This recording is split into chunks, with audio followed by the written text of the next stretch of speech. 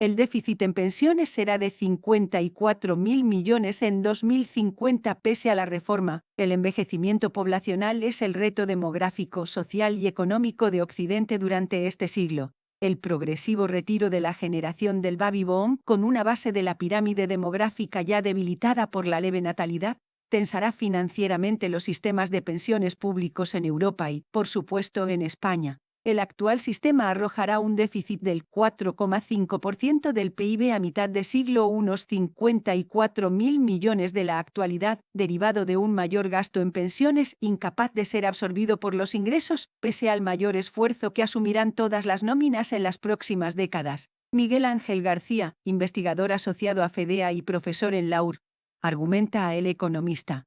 Es que el gasto exclusivamente contributivo será del 17,9% del PIB, esencialmente derivado del gasto en pensiones, 16,4 puntos, y el destinado a otras prestaciones, aproximadamente otros 1,5 puntos. Esto tal y como está concebido el mecanismo de equidad intergeneracional que desde esta primera nómina de 2023 carga 0,6 puntos extra en cotizaciones a todos los trabajadores, augura que la Seguridad Social española mantendrá el déficit en 2032, cuando el MI deberá ser reevaluado en el caso de mantener el sistema de ajuste semiautomático que prefiere el ministro de Inclusión, Seguridad Social y Migraciones, José Luis Escrivá. Los gastos impropios son de 1,4 puntos, más el complemento a mínimos a pagar de 0,5 puntos, ambos desembolsos asumidos vía impuestos en los presupuestos generales de cada año. A cambio, las cotizaciones rondan los 11 puntos del PIB actualmente tras una férrea recuperación de la afiliación tras la pandemia.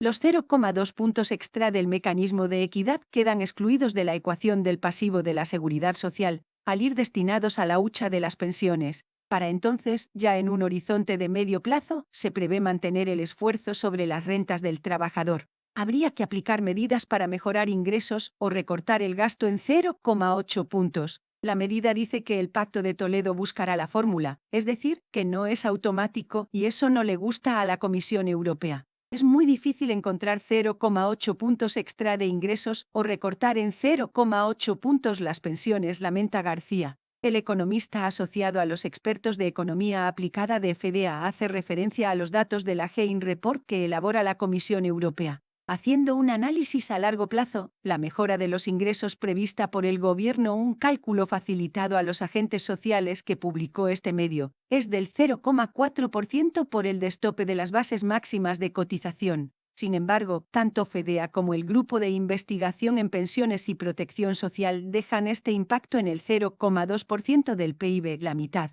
Solamente en términos cuantitativos, como dijo el gobernador del Banco de España, es una cuestión de restar y sumar. La reforma no garantiza la sostenibilidad financiera del sistema, de hecho, le queda bastante para poder garantizarla, explican desde FEDEA. Más esfuerzo o sacrificio. Por tanto, los cálculos proyectan un déficit que, siendo prudentes, será superior al 3% del PIB de aquí a una década. Esta situación provocará dos derivadas: un endurecimiento de las cotizaciones para mejorar los ingresos o un recorte del gasto que podría ser traducido en pensiones menos cuantiosas o alargamientos de la edad de jubilación. Todo esto en búsqueda de un alivio del 0,8% del PIB, cuando actualmente está siendo casi imposible acordar una reforma cuyo pilar, el destope, apenas llegaría a sumar el 0,27% del PIB a mitad de siglo.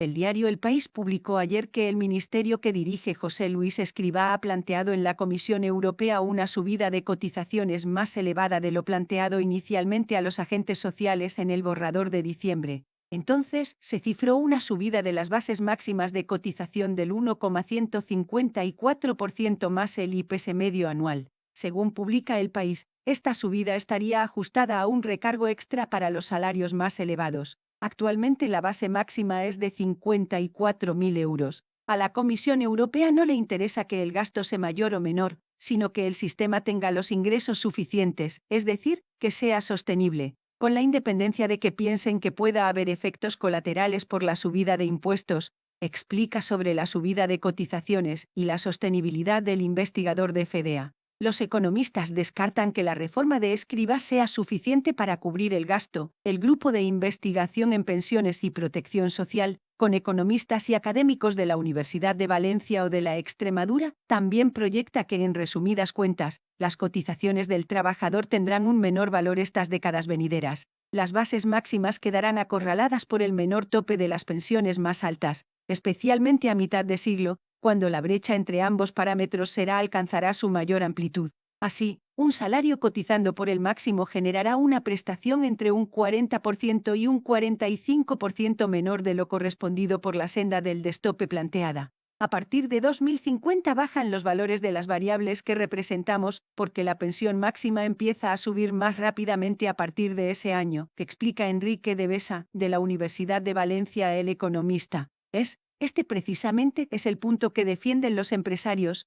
Temen que la subida generalizada de las próximas décadas, motivada por ser uno de los países con el tope más bajo de Europa, en 54.000 euros, desincentive la contratación de perfiles con rentas más elevadas. Podría desincentivar realizar cotizaciones, ya que el diferencial entre ambas variables es una cuantía por la que se cotiza, pero que no da lugar, en general, a una pensión más elevada, concluyen los académicos.